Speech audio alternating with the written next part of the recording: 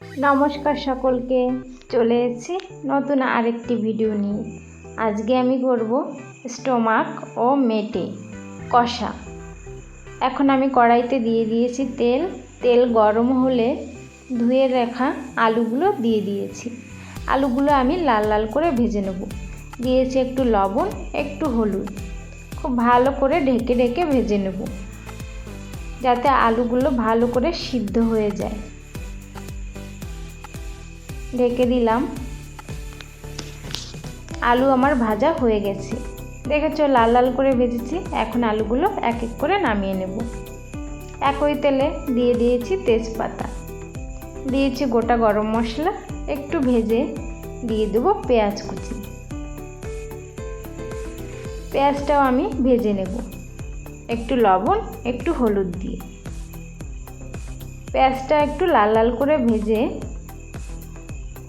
আমি এক এক করে সকল মশলা দিয়ে দেব। এখানে আমি দিয়েছি আদা রসুন বাটা। একটু ভালো করে নেড়ে চেড়ে নেব। এখন আমি দিয়ে দিয়েছি শুকনো লঙ্কা বাটা। ভালো করে মিশিয়ে দিয়ে দেব ধনে জিরে গুঁড়ি। সব কিছু দিয়ে ভালো করে কষিয়ে নেব। একটু জল দিয়েছি, জল দিয়ে ভালো করে কষিয়ে নিয়েছি। এখন আমি স্টোমাকগুলো দিয়ে দিয়েছি। স্টোমাকগুলো আমি ধুয়ে ভালো করে পরিষ্কার করে নিয়েছিলাম। একটু লবণ দিয়েছি। স্টোমাকগুলো আস্তে আস্তে আমি ভেজে নেব, লো আঁচে করে ঢেকে ঢেকে।